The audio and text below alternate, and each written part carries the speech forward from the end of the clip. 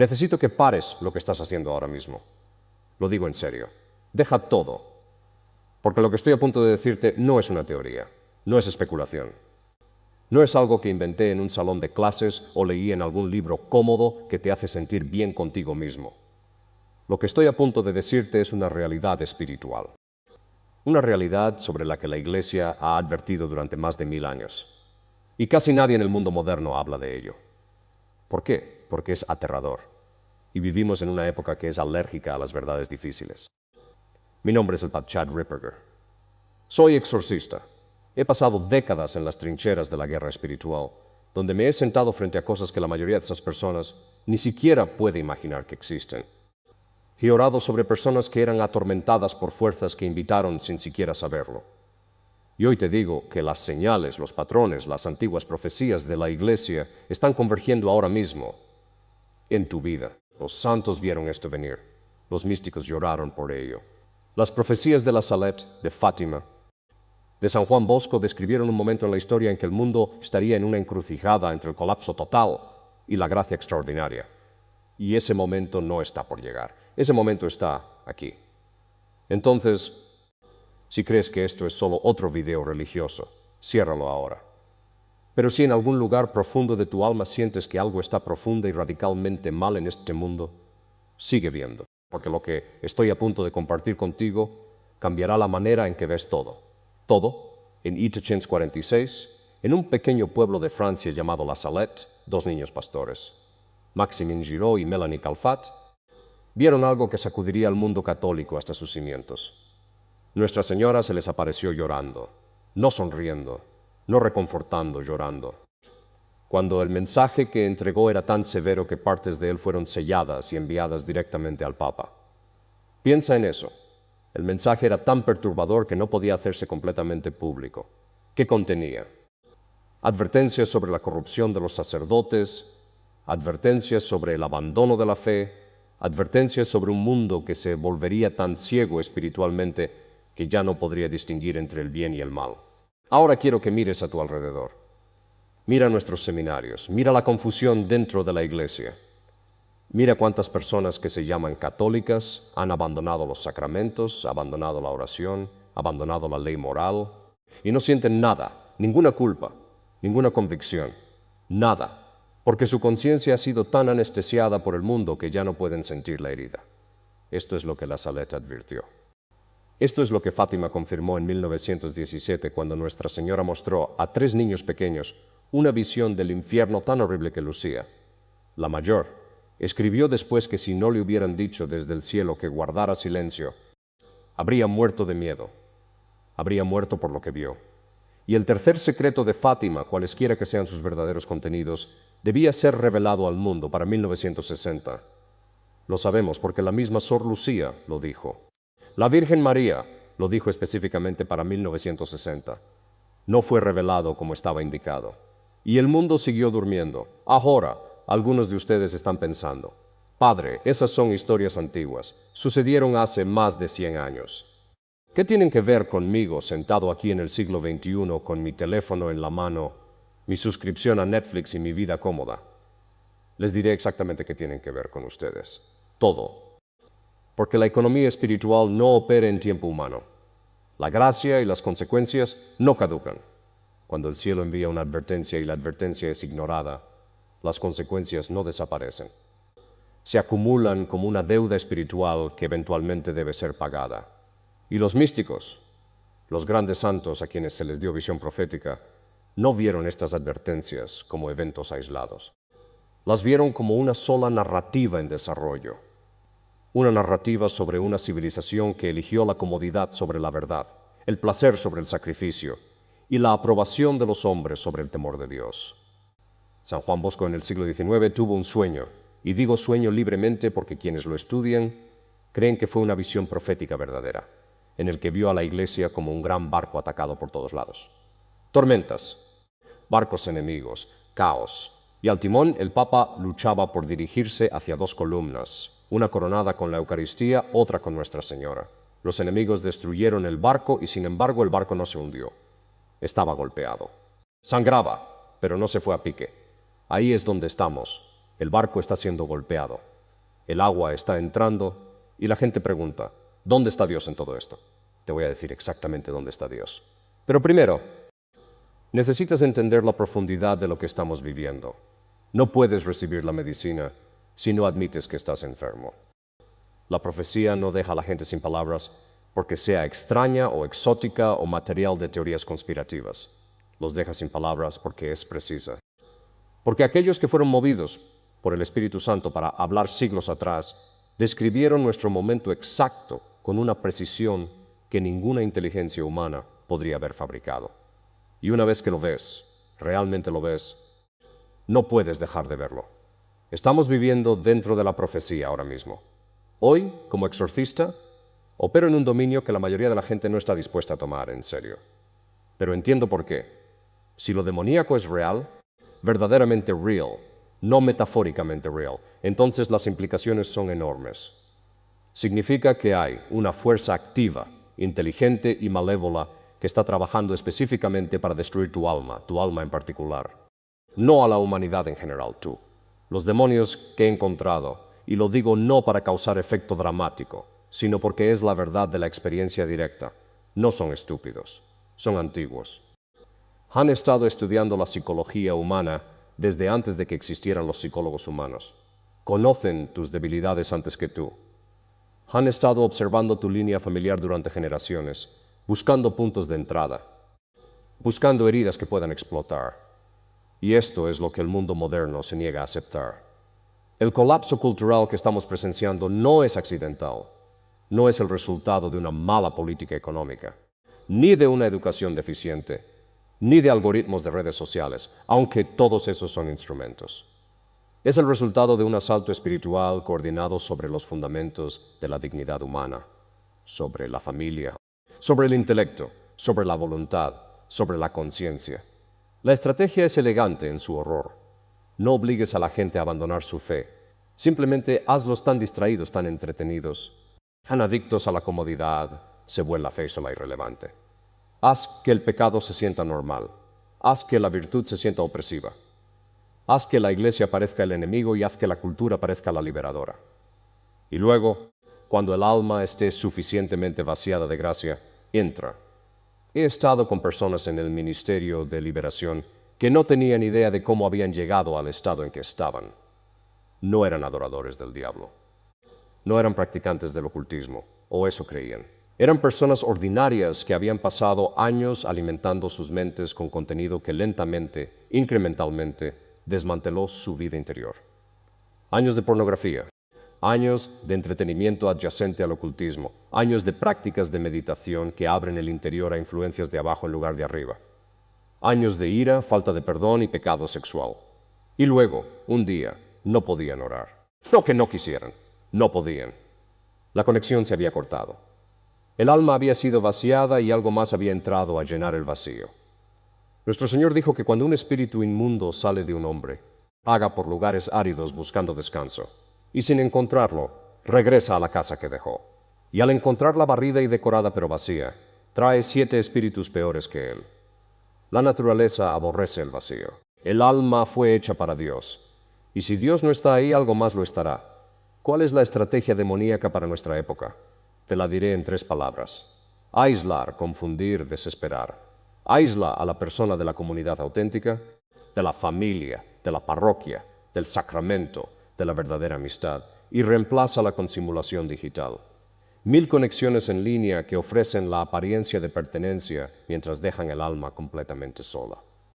Confunde el intelecto, particularmente sobre la identidad, sobre la moralidad, sobre la verdad misma, hasta que la persona ya no confíe en su propia percepción de la realidad. Y cuando alguien no puede confiar en su percepción de la realidad, no puede hacer un acto genuino de fe. La fe requiere el intelecto. No puedes creer lo que no puedes pensar. Y finalmente, desesperación. Una vez que la persona está aislada y confundida, introduce el pensamiento de que siempre ha sido así, siempre será así. Nada puede cambiar, no hay esperanza, Dios no está ahí, o si está ahí, no se preocupa por ti específicamente. La desesperación es el más mortal de los ataques espirituales porque cierra el alma a la misma medicina que necesita. La gracia no puede entrar en un alma que se ha rendido. Te digo esto no para asustarte, te lo digo porque necesitas entender el campo de batalla antes de poder luchar en él. Y todos estamos en el campo de batalla, todos y cada uno de nosotros. La única pregunta es si estamos luchando o si ya nos hemos rendido sin saberlo. Quiero llevarte ahora al tesoro de la profecía católica. No las profecías sensacionalistas de Internet. No las predicciones vagas que pueden aplicarse a cualquier siglo. Estoy hablando de las declaraciones proféticas verificadas, autenticadas y aprobadas por la Iglesia de santos y místicos cuya santidad ha sido confirmada por la propia Iglesia. San Luis de Montfort, uno de los teólogos marianos más profundos de la historia de la Iglesia, escribió a principios del siglo XVIII sobre lo que llamó los grandes santos de los tiempos finales. Escribió que en el período final, antes del triunfo del Inmaculado Corazón, Dios levantaría un grupo de almas. Apóstoles de los últimos tiempos los llamó, que estarían tan completamente conformados a María, tan llenos de gracia, tan comprometidos con el combate espiritual, que sacudirían al mundo de una manera que no se había visto desde los apóstoles. Dijo que estas almas tendrían trueno en sus bocas y relámpago en sus acciones, que correrían como fuego y que los enemigos de Dios temblarían ante ellos. Lo escribió con una urgencia que sugería que creía que esta generación no estaba lejos. ¿Somos nosotros esa generación? No lo sé con certeza. Dios no nos da certeza sobre estas cosas. Nos da señales.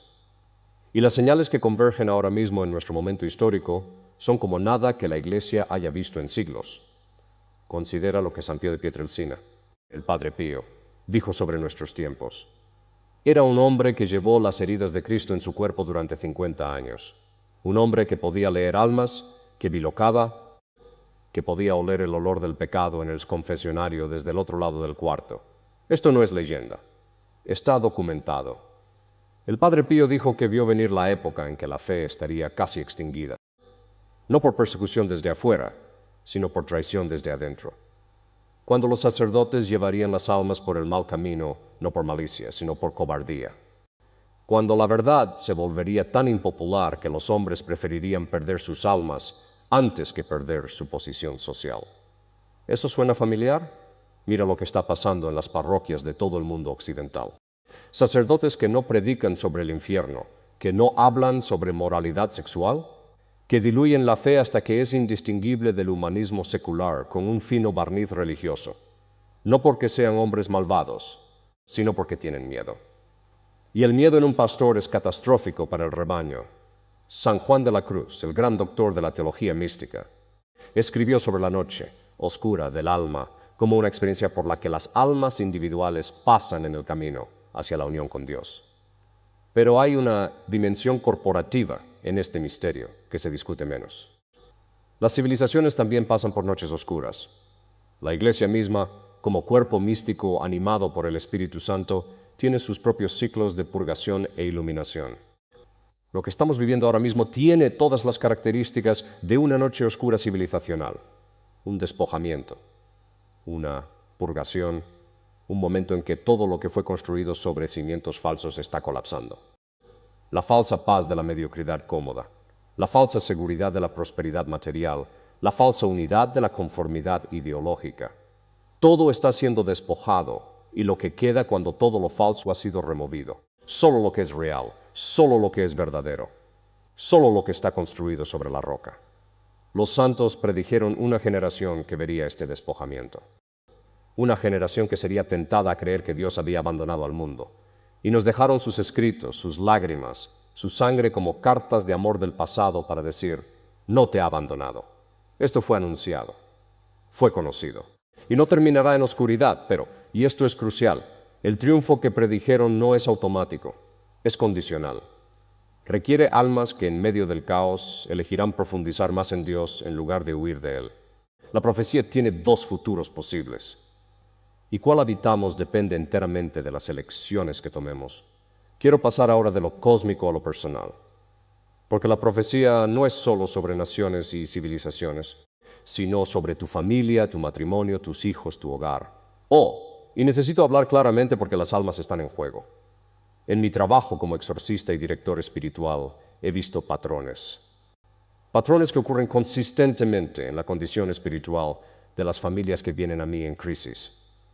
Y quiero nombrar esos patrones claramente hoy, porque creo que para muchos de ustedes que están viendo esto, lo que estoy a punto de decir va a golpear cerca de casa, quizás incómodamente cerca. El primer pecado oculto que destruye familias es la abdicación del liderazgo espiritual. Hombres, les hablo directamente. Dios los ha colocado como cabeza de su hogar, no como tiranos, no como amos, sino como sacerdote, profeta y rey de su iglesia doméstica. Son responsables ante Dios por la condición espiritual de su esposa y sus hijos. No para controlarlos, para guiarlos, para orar con ellos, para modelar cómo se ve un hombre de Dios. Y la gran mayoría de los hombres que encuentro en mi ministerio simplemente se han alejado de esto. No porque sean malos hombres, sino porque nadie les dijo nunca que este era su rol. Porque la cultura ha pasado 50 años destruyendo sistemáticamente el concepto de liderazgo espiritual masculino. Y el vacío espiritual dejado por los padres pasivos ha sido llenado. Llenado por el mundo, por las pantallas, por grupos de iguales y en los peores casos por influencia diabólica. He realizado liberaciones en niños. Niños cuya vulnerabilidad espiritual podía rastrearse directamente al fracaso del liderazgo espiritual en el hogar. Esto no es juicio, es realidad. Lo demoníaco va donde encuentra la puerta abierta. Y un hogar sin oración, sin vida sacramental, sin un padre que guíe a su familia hacia Dios, esa puerta está completamente abierta. El segundo pecado oculto es la falta de perdón generacional. Las heridas que cargamos de nuestros padres, las heridas del abandono, del abuso, del desprecio, del descuido, no desaparecen porque no hablemos de ellas. Van a lo subterráneo. Y las heridas subterráneas se infectan. Y las heridas infectadas crean vulnerabilidades espirituales. Y las vulnerabilidades espirituales invitan al enemigo. No puedo decirte cuántas veces he visto la opresión espiritual de una persona rastreada, no a algo que hizo, sino a algo hecho a su abuelo o bisabuela. Un pecado, una maldición, un apego diabólico que nunca fue renunciado, nunca fue arrepentido, nunca fue llevado a la cruz. Lo demoníaco opera en líneas familiares. Esto es bíblico. Está documentado en la práctica exorcista. Y significa que tu guerra espiritual no es solo sobre ti, es sobre todo tu linaje. El tercer pecado oculto es el lento abandono de la oración. No un rechazo dramático de Dios, no una apostasía enojada, solo una deriva lenta. Gradual, apenas perceptible. Primero, faltas a la misa dominical una vez porque estabas cansado. Luego se convierte en 2 veces. Luego te dices que puedes orar solo en casa, en tu corazón. No necesitas la iglesia. Luego tu oración en casa se vuelve esporádica. Luego se detiene. Y sigues siendo una buena persona. Sigues creyendo en Dios de alguna manera vaga, pero la conexión viva, la transacción sobrenatural diaria con el cielo, se ha ido. Y esto es lo devastador de esa deriva gradual. Para cuando notas que algo está profundamente mal, estás tan lejos de la vida sacramental que regresar parece imposible. El enemigo cuenta con esto. No tiene prisa. No necesita ganar hoy. Solo necesita que derives imperceptiblemente, cómodamente, agradablemente, un grado a la vez. La profecía habla de una restauración de la familia, de una generación de padres que se levantarán, de hogares que se convertirán en monasterios domésticos en medio de un mundo caótico. Pero esa restauración comienza con una honestidad brutal sobre dónde estamos. Comienza con el coraje de decir, me he fallado a mí mismo, me he alejado. Y por la gracia de Dios, estoy regresando hoy. He estado en ese ministerio suficiente tiempo como para saber que la gente quiere respuestas. Quieren saber qué hacer. Escuchan la oscuridad, la estrategia demoníaca. La cultura en colapso, las profecías del castigo y dicen, Padre, ¿qué hago? ¿Cuál es el arma? ¿Cuál es la herramienta? Y te lo diré. Pero primero quiero advertirte, la respuesta va a sonar simple. Y el enemigo ha trabajado muy duro para hacerte creer que las cosas simples son insuficientes para los problemas complejos. Ha entrenado a las personas modernas para desconfiar de cualquier cosa que no venga con una metodología complicada, un programa de 12 pasos, una certificación, una suscripción. La humildad requerida para creer que las cosas simples y antiguas son las más poderosas. Esa humildad es en sí misma una forma de guerra espiritual. El arma es el rosario. Lo sé. Sé lo que estás pensando, Padre. Eso es lo que dicen las ancianas en el fondo de la iglesia. Eso es lo que hacían nuestras abuelas. Eso no es un arma, es una devoción. Es pintoresca, es dulce. pero no puede ser adecuada para la escala de lo que enfrentamos. Déjame decirte qué es realmente el rosario, desde la perspectiva de alguien que combate lo demoníaco profesionalmente. El rosario no es una oración, es un sistema de armas. Combina la oración vocal, la oración mental y la oración contemplativa en un solo acto sostenido de fe que es singularmente eficaz para desmantelar fortalezas demoníacas. Invoca la intercesión de la única criatura en toda la creación que lo demoníaco teme por encima de todos los demás, la Virgen Inmaculada, la mujer vestida del sol, aquella cuyo talón fue profetizado para aplastar a la serpiente desde el mismo comienzo de la historia humana. En la batalla de Lepanto en 1571, toda la flota cristiana estaba superada en número, superada en armamento y, según todo análisis militar, condenada. El Papa San Pío X organizó una cruzada del Rosario en toda Europa. El día de la batalla, mientras las flotas chocaban en el Mediterráneo, miles de personas en Roma y en toda la cristiandad rezaban el Rosario. Los cristianos ganaron una victoria tan decisiva y tan estadísticamente imposible que Pío V la atribuyó enteramente a Nuestra Señora del Rosario. Declaró el 7 de octubre como la fiesta de Nuestra Señora de la Victoria, ahora la fiesta de Nuestra Señora del Rosario. Esto no es mitología, es historia documentada. El Rosario fue el factor decisivo en una de las victorias militares más importantes de la historia europea. Y si pudo cambiar el rumbo de una batalla naval, ¿qué puede hacer en la vida interior de un alma? En la vida de una familia, en una nación que regresa a él con fe genuina. Fátima fue inequívoca al respecto. Nuestra Señora no vino y dijo, sed amables, sed tolerantes, sed inclusivos.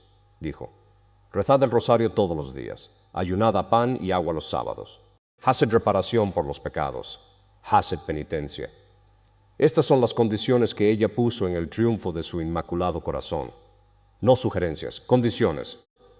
Cuando los santos que viven cerca de la tradición profética entendieron que el rosario en las manos de un alma fiel no es un objeto de consuelo. Es un ariete contra las puertas del infierno. San Luis de Montfort dijo que un solo rosario rezado devotamente y con plena atención es más poderoso contra el enemigo que toda la sabiduría y estrategia humana combinadas. ¿Rezas el rosario todos los días?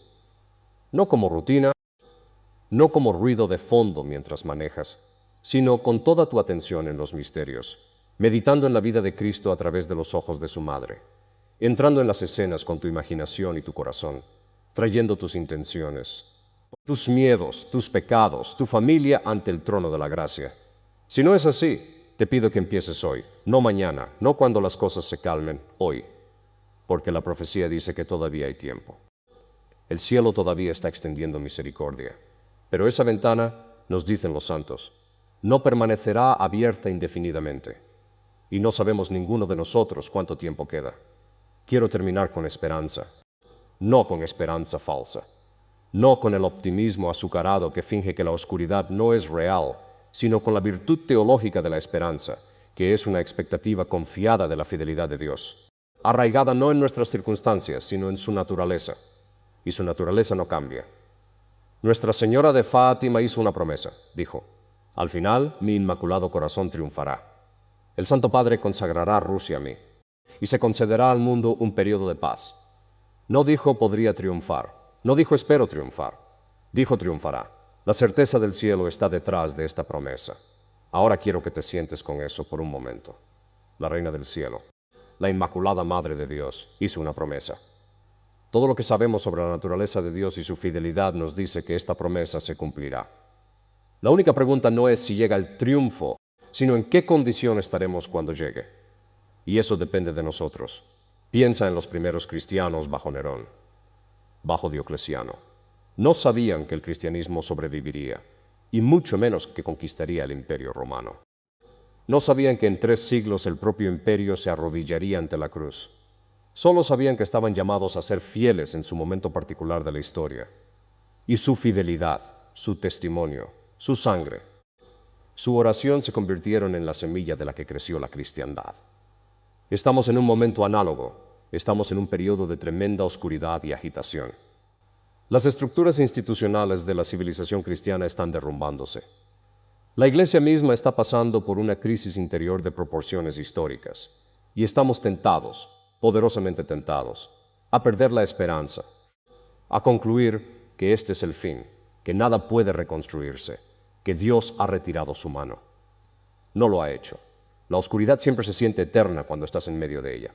Pero los místicos a quienes se les dio visión profética, Santa Hildegarda de Bingen, Santa Brígida de Suecia, la beata Ana María Taigui, todos vieron a través de la oscuridad lo que hay más allá de ella.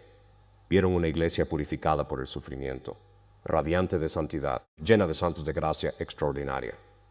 Vieron un mundo renovado, no perfeccionado, no el reino eterno todavía, sino genuinamente renovado. Creo con todo mi corazón que estamos en la purgación que precede a esta renovación. Creo que el colapso que estamos presenciando no es el fin de la Iglesia. Es el doloroso pero necesario despojamiento de todo lo que era falso y débil y mundano, para que lo que es verdadero y fuerte y santo pueda emerger. Pero tú tienes un papel en esto, tú personalmente. Tu oración importa, tu conversión importa, tu matrimonio, tu familia, tu hogar. Es una célula en el cuerpo de Cristo, y su salud o enfermedad afecta al todo. La profecía no llama a espectadores pasivos esperando ver en qué dirección se rompe la historia. Llama a guerreros espirituales que tomarán su posición en este momento, en esta familia, en esta parroquia, y se negarán a rendirse a la oscuridad. ¿Cómo se ve esto en la práctica? Se ve como regresar a los sacramentos. Confesión regularmente, misa devotamente, adoración eucarística consistentemente. Se ve como el rosario diario rezado con tu familia, si tienes una. Se ve como el ayuno real, no saltarse el postre, sino un sacrificio genuino que te cuesta algo. Se ve como huir de las fuentes de pecado y tentación a las que se les ha dado acceso a tu vida interior. Se ve como estudiar tu fe seriamente, para que sepas lo que crees y por qué, y para que puedas transmitirlo a tus hijos con convicción, en lugar de con un sentimiento vago. Y se ve como no avergonzarse. La profecía habla de apóstoles de los últimos tiempos que no tendrán miedo de nada, que no ahorrarán su vida, que llevarán en su mano derecha la cruz y en la izquierda el rosario, y tendrán los nombres de Jesús y María en sus corazones y la modestia y mortificación de Jesucristo en su conducta. Ese es el llamado. No el cristianismo cómodo, no el cristianismo cultural, el cristianismo radical, comprometido, intrépido, el tipo que hizo a los mártires, el tipo que construyó catedrales.